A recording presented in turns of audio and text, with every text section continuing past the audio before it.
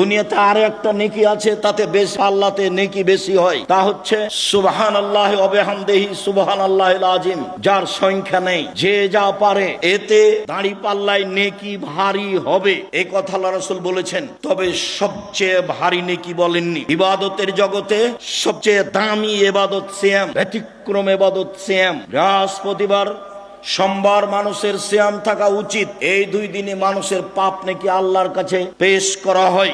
ইবাদতের জগতে সবচেয়ে দামি ইবাদত হলো সিয়াম। রোজা সিয়ামের নেকি যত ভারী, সদাচরণের নেকি তার চেয়ে হাজারো গুণ বেশি ভারী। শুনুন, হজ করলে কবুল হলে লোকটা হয়ে যায় সেই দিনের মতো যেদিন তার মা তাকে জন্ম দিয়েছে।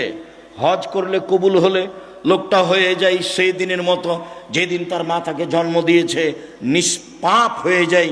এই হজের নেকি যত ভারী, সদাচরণের নেকি তার চেয়ে লক্ষ গুণ বেশি ভারী।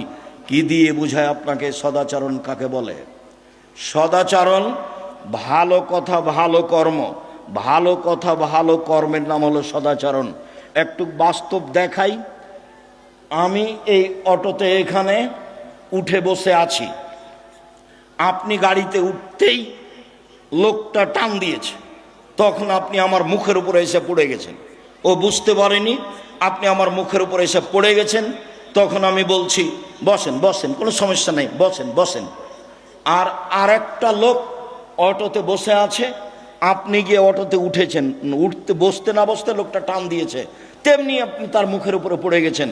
তখন বসে থাকা লোকটা বলছে চোখ নাই কপালে, কপালে চোখ নাই, হিসাব করে বসতে পারেন না, হিসাব করে উঠতে পারেন না।